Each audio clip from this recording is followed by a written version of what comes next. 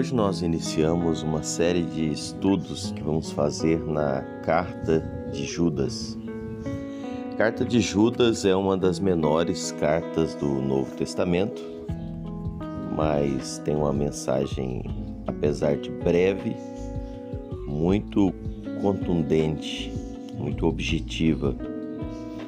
Nós vamos destacar alguns pontos nessa carta e nosso estudo de hoje é mais introdutório. Eu quero observar com você, primeiramente, quem é o autor, de que Judas nós estamos falando. Nós estamos falando de Judas, irmão de Tiago e meio-irmão de Jesus, conforme Mateus 13:55 e Marcos 6, versículo 3. Se não fosse por essa epístola, nós não teríamos mais nenhuma informação sobre Judas. É o único momento em que nós temos essa informação sobre esse personagem bíblico. Ele se identifica, como irmão de Tiago. Tiago foi uma figura muito proeminente na igreja primitiva.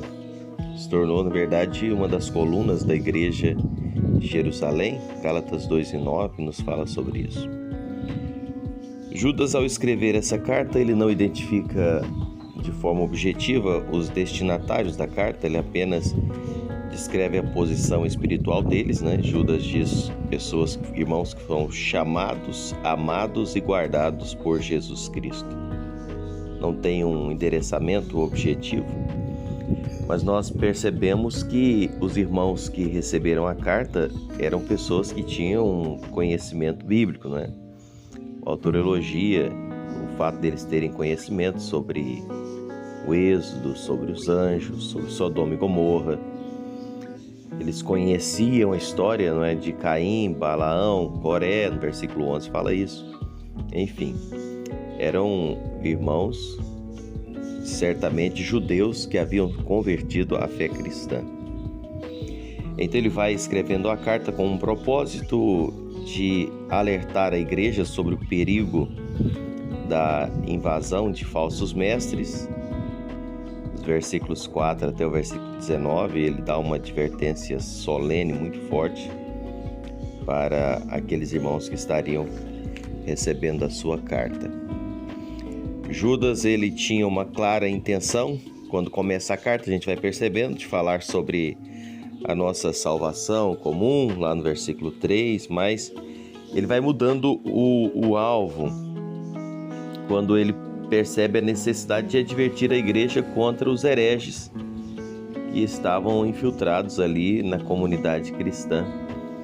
E ele vai assim, então, mudando o contexto do assunto que ele estava tratando.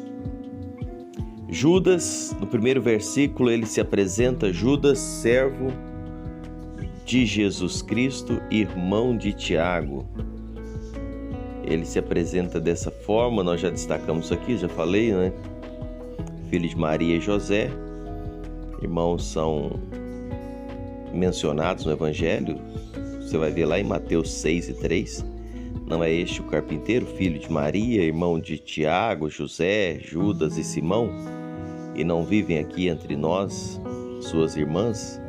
E escandalizavam-se dele. Então, Judas era irmão de Tiago, e meio-irmão de Jesus Cristo.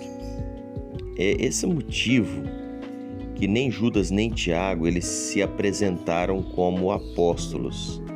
Você vai ler o texto, você vai percebendo, eles não faziam parte do grupo dos 12, daqueles 12 apóstolos. Judas, humildemente, prefere se apresentar como servo de Jesus Cristo.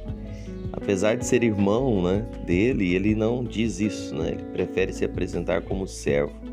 Ele cita apenas o fato de ser irmão de Tiago. Como eu já disse, Tiago havia ganhado um certo destaque na comunidade daquela época. Então, ele se coloca como servo de Jesus Cristo. Eu gosto de observar essa palavra servo, palavra doulos aqui que é usada, na verdade significa escravo. O escravo é uma propriedade do senhor que detém. O escravo, ele vive para agradar o seu senhor, para fazer a vontade do Senhor.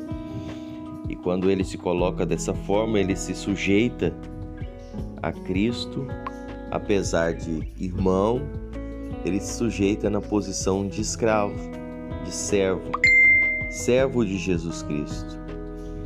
Primeiro porque ele foi comprado e remido, não é?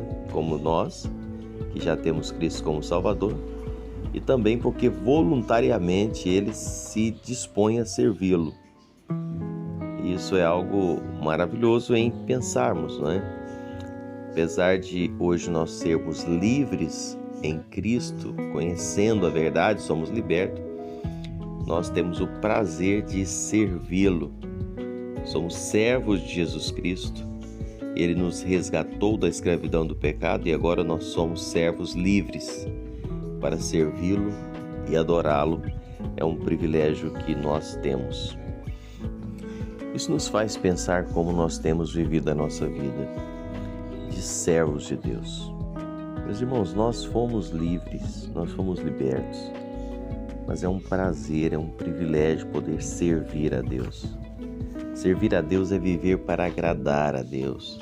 Servir a Deus é ter prazer em obedecer a Ele, nos sujeitar à vontade dEle, visto tudo aquilo que nós recebemos dEle. Que o Senhor possa nos fazer servos que sirvam por prazer, por obediência e reconhecendo quem nós somos e quem Ele é. Que se aqui estamos é porque fomos alcançados pela bondade e pela misericórdia dEle. E isso nos basta para nos fazê-lo servi-lo. Que Deus nos abençoe, em nome de Jesus.